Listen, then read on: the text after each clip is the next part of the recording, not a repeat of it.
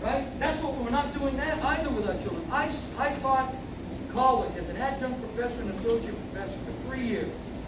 And the biggest problem in my classroom was students would not admit they made a mistake. They hated it. They hated it. They would not admit that they were wrong, that they made a mistake. They were so scared that if they admitted they made a mistake, that it would be all over for them. And I had to disabuse them of that whole idea. You learn from your mistakes. You become a better person. If you make a mistake, you pay for it, and then you get back in line and you start doing the right thing. That's what we got to do. That's what we do. The biggest problem is with the father. Family's been fractured as single moms, single dads are what they are. Yeah, God bless our single moms. God bless our single dads. God bless our family. We got to invest in our family. We got to create an environment in which families can be successful, in which we invest in families staying together, not tearing them apart. Right?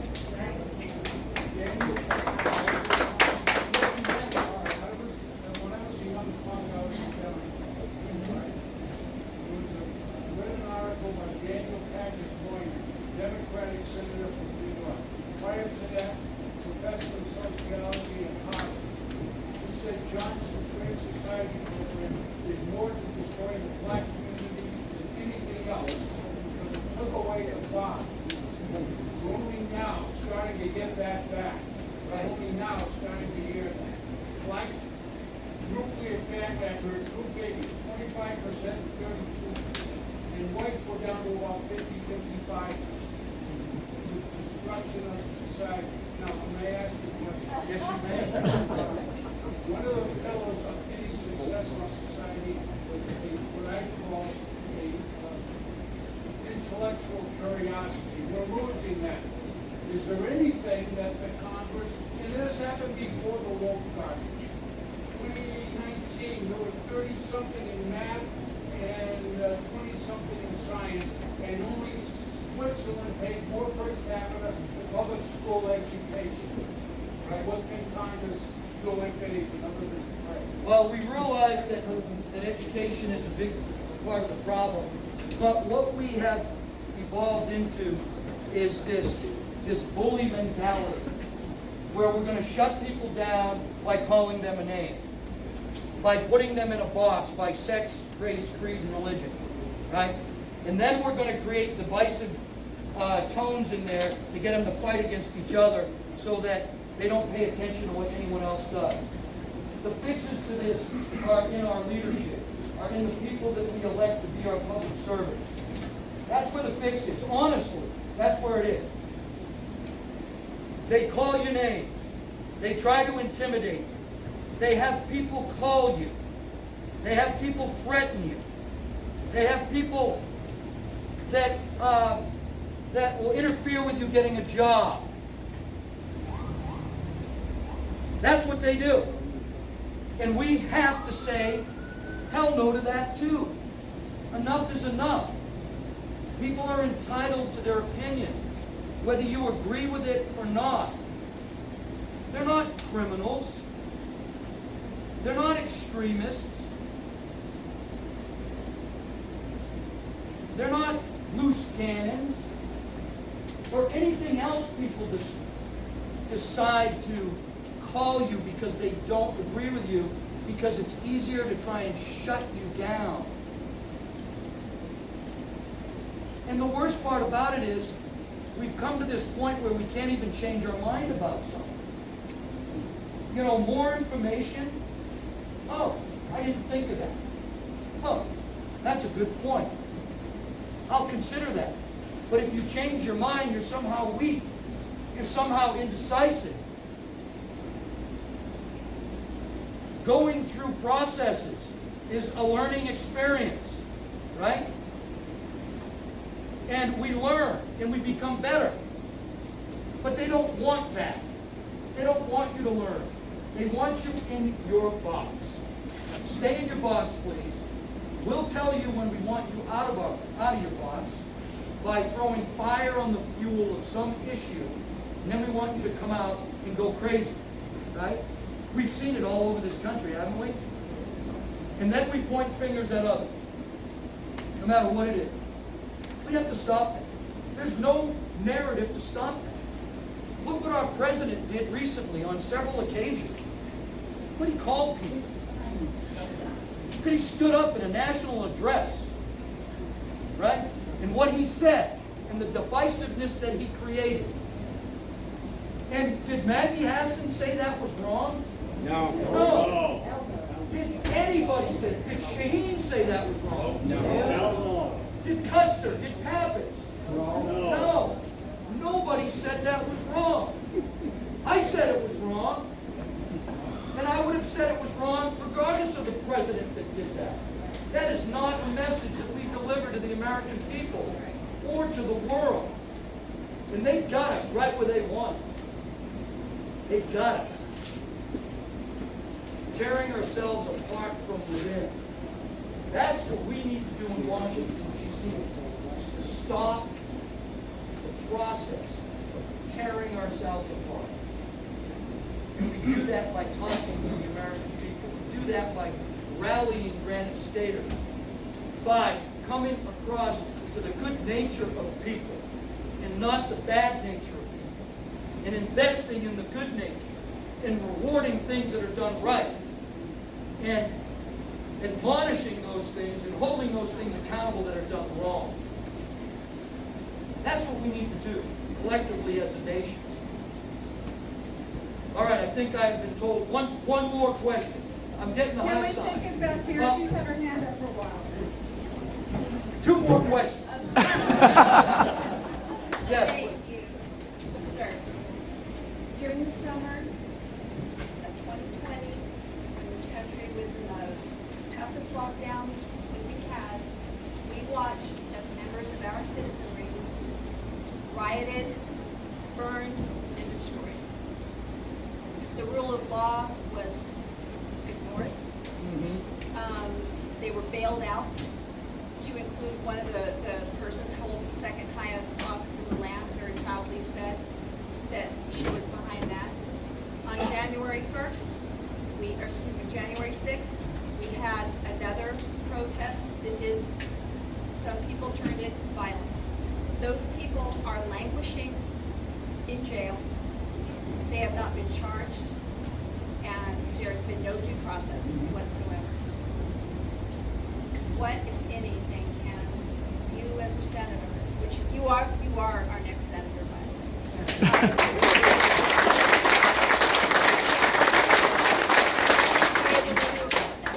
It's a travesty. It is a travesty, and I will go down there with the mission to ensure that our justice system is held accountable for its duality and not doing its job. And I will visit the Department of Justice personally, and I will work to get them called in. I will go to wherever these folks are being held, and I will investigate it personally, and I will report back, and I will go on the floor of the Senate, and I will make a statement, and I will say the things that need to be said to make this right, to make this wrong a right. I will support our law enforcement officers. I will create a national dialogue that honors them, not disgraces them by the actions of a few.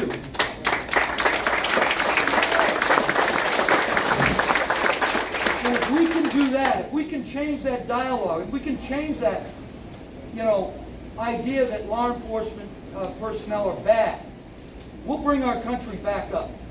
Because they're not. I've been one myself. I know them. I just was at Hudson Police Department on Thursday. They asked me to come in to talk about two things: leadership and post-traumatic stress, and how leaders and how men and women inside the organization can help each other, right, through these difficult times. And how to destigmatize, right? And so I did that. I spent a good hour and a half with them all. And it was the second time there. Since my first visit, they got themselves a comfort dog. And many police departments are doing that. That comfort dog really serves two purposes, right?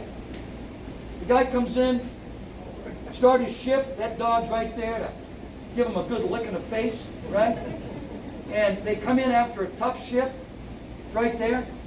And some of the people that they arrest are combative until they see the dog. And then all of a sudden they go, "Woo, it's a dog." And, it changes their attitude, right? So these things that we do to invest in our officers, to keep them and their families healthy, that we trust in them, that we hold the ones accountable that do things that are wrong, and that we elevate those that do the right thing, and we honor them inside our communities, along with our firemen and our EMS and all our other public servants, we will go a long way to helping justice be served for everybody inside our community. But we keep following the ideas that have been placed upon us right now, we're going to have huge, huge problems. Right? All right, sir, you got the last word. Well, it's kind of a hot topic that often gets suppressed. Jeffrey, yes, how far do you think units affect at all on national security? And if so, how far reaching? I don't know, because I don't have access to all the information, right? But clearly his behavior was criminal, his behavior was wrong, and there was a lot of networking within Epstein's world, right? But I can't really answer that question because I don't know. But it comes to the point to me that many, many people that knew him, that were in positions to hold him accountable, failed to do so. And that's where we got to solve the problem, right? Epstein is a product of the problem. The problem is people that look the other way and that have a responsibility to act. And that's who we have to be in the future. That's what I can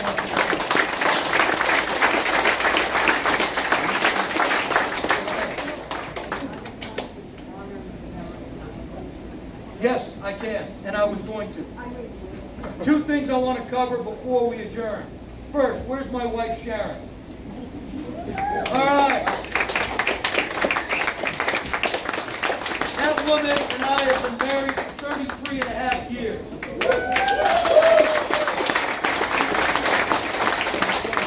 She's a saint. She has raised our children in my absence for many, many years. She is the backbone of our family. She is like every Bolduc wife and matriarch that I know, that were strong women, that supported their husbands, that managed the family, that did the right thing so that we could go out and do our jobs for our family. And through thick and thin, she was there. And I love her.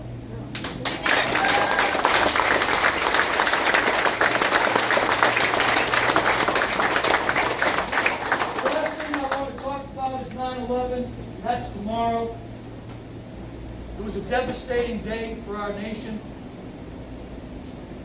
And what I want to talk about right now is I want to ask you for your support in getting back 9/12. This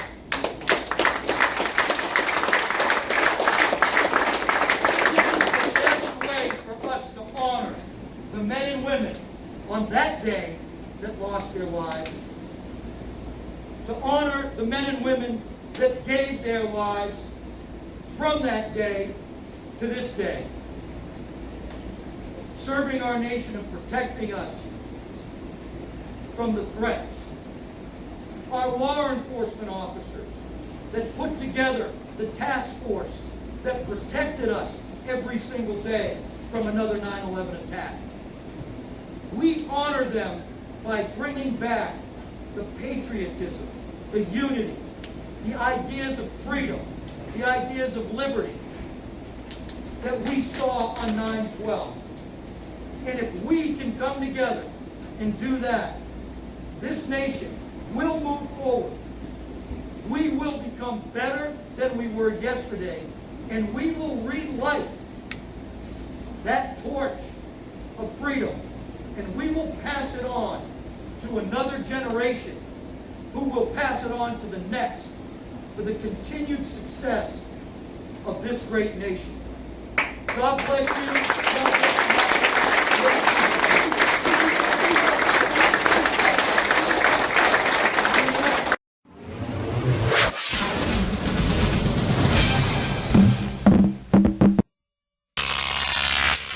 Croc TV.